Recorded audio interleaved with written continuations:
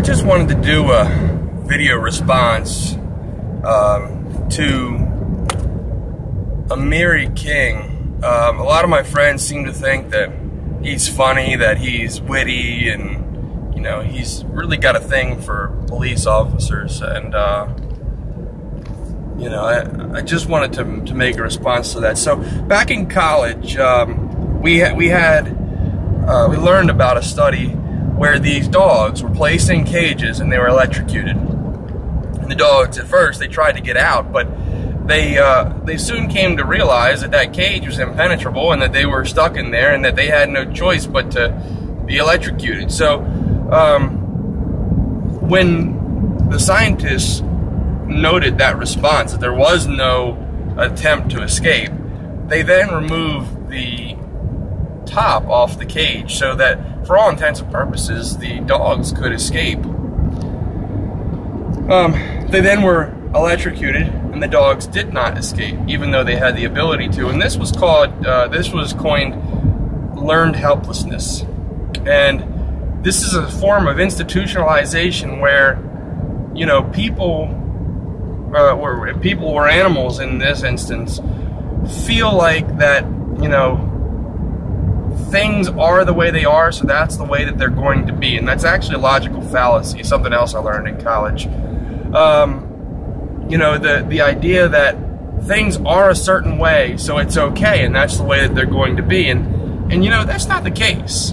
That's not the case. So, you know, here the statement has been made, well, if you talk back to cops, you're going to get the shit kicked out of you. Well, that's the way it is, but that's not the way it should be. Because cops don't have that right or authority. If cops are an asshole to me, I don't have the right to beat the shit out of them. But what I've found in my encounters with most police officers is that they've been an asshole to me. They have been ignorant. They have had an attitude. And I didn't get out of my car and beat the shit out of them or tase them or shoot them in the chest 15 times. I didn't do that. Because if I did, I'd be in jail.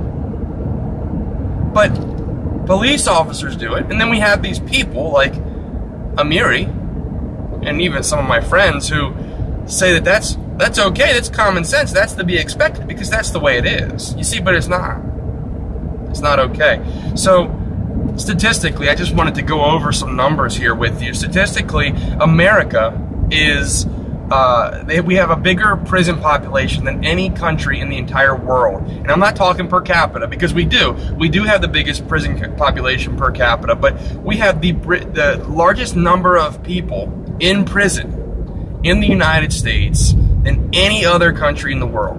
And then we don't have more people than any other country. We don't even have more bad people, but what we have is we have more laws on the books that create more criminals. As a matter of fact, the average American commits 3 felonies a day and does not even realize it.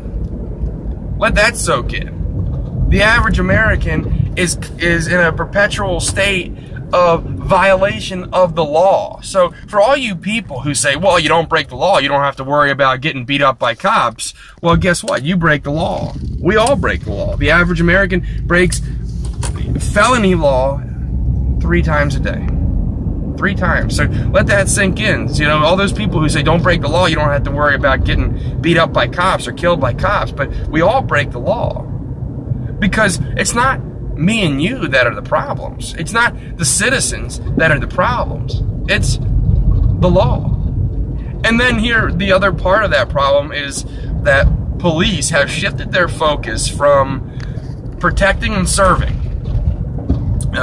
They have shifted their focus from protecting lives and property. They've shifted it to enforcing the law. And now that's the priority. Okay, the priority is now enforcing the law. So, you know, back 30 years ago, we would have 2 kids back in high school that would get in a fight, and, you know, 2 or 3 days later, they'd be best of friends. I mean, they might get suspended or after school detention or something like that, but now 2 kids in high school get in a fight and they have criminal records. they have assault charges placed on them, and now they have a rap sheet. Now they're a criminal. So now you go to a job, guess what? They do a background search, they see that you have an assault on your record. You know, I mean, you have a criminal record as a high school kid because you got in a fight. It used to be back 30, 40 years ago that if you were driving, you know, you went out, you were at a wedding or you went to the bar or whatever the case may be, and you were driving home and maybe you had one too many beers, the cop that pulled you over was the same guy that saw you in church every Sunday. He went to the same grocery store you did. He would maybe take you to the drunk tank back at the station to sober up, let you go the next day, give you a warning, let you know that, you know, it's not something that you should be doing, you know, or he would escort you home, maybe. You know, he would make sure that you got home safely. But, you know, now, an arbitrary number, 0.08, okay, which is on average of 2 beers. So you have 3 beers, now you're driving illegal. You know, you're breaking the law. And you can get a DUI. And a DUI could ruin your life.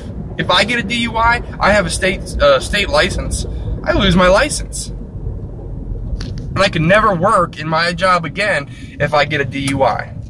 Okay, teachers get a DUI, lose your teaching license. Okay, 3 beers, and you get pulled over, you lose your teaching license. So this point of, oh, just roll your window down and let them smell your breath, and 30 seconds go by and you'll be on your way. But no, because DUI checkpoints haven't saved, statistically, a single life. Okay, so statistically, since DUI checkpoints have been implemented, the number of alcohol-related deaths has not decreased at all, statistically. Now, there are anecdotal cases where I'm sure that somebody that got arrested maybe would have gone on to cause an accident and you know, hurt somebody, but statistically, no lives have been saved, okay? So what has happened is the criminalization of America. People who have had 3 beers are now criminals. So, no, I'm not going to roll my window down so that way you can claim to smell alcohol on my breath and you know, proceed to harass me so I can't get from point A to point B. You know, whether it's in the middle of the day or whether it's 3 o'clock in the morning, you know, I have the assumption of innocence in this country. That's my constitutional right, the assumption of innocence. But again, part of the problem is the police assume that everybody's guilty. Everybody's a cop killer. Everybody is a criminal. You know, but that's not the way it should be. We should be presumed innocent.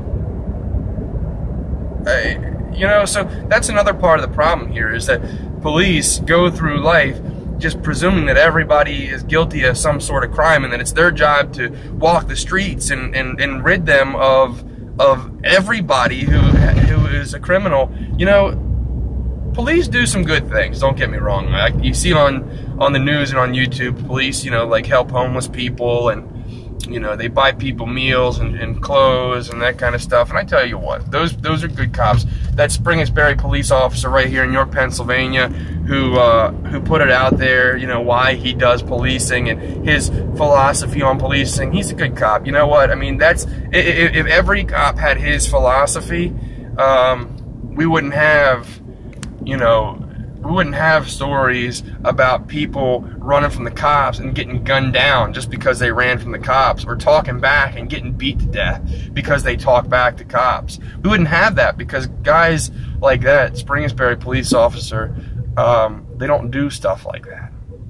So, you know, it's not a racial thing either. You know, don't get me wrong.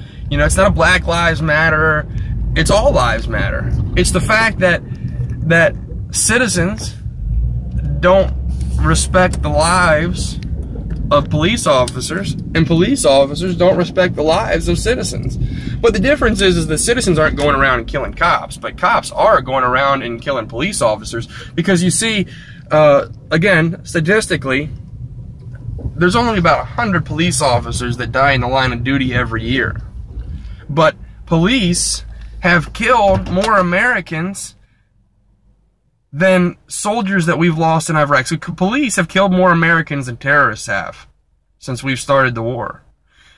The FBI says that violent crime is going down, yet police killings are going up. So here we have the largest prison population in the world. We have police killings going up. We have violent crime going down. What's up? What's up with that? You know, what's up with that is we have these bogus laws that are passed by our politicians, and we have these police who, instead of exercising common sense, instead of prioritizing my life and your life and our property, their priority is to pull people over, to give them tickets, to make arrests, to make money for the state. Because at the end of the day, that's what it's all about. To act as pirates against you and I. To act as pirates. Not to protect us. Not to protect us. Come on. Driving 5 miles over the speed limit, it's not going to hurt anybody. It won't. It hasn't. But they're going to give me a ticket for it. Why? Because it's the law. No, not because it's the law. It's to make money, people. Okay? So, you know, all of this stuff about, you know, just do what you're told. Okay? Yeah, just like SS, Nazi Germany. Show me your papers, right? No, that's not how it works in the United States. We have constitutional rights, okay? And the police don't have the right to stop me from, you know, my day-to-day, anything that I'm doing, my pursuit of happiness, so to speak, just because I match the description of somebody, or just because they think maybe I'm a cop killer, or maybe I committed a crime, or I could do something wrong. There's a potential there. It's not the way it works. So, you know, my message to police is you need to change your focus to protecting life and property. Start caring about life and property over your job to enforce the law. Okay? My message to Amiri King, get off it, man. I mean, yeah, you're witty and you're funny and all this stuff, but no, it's not okay that people get the shit kicked out of them by cops just for being assholes, because the Constitution protects assholes. Whether you like it or not, it does. Okay?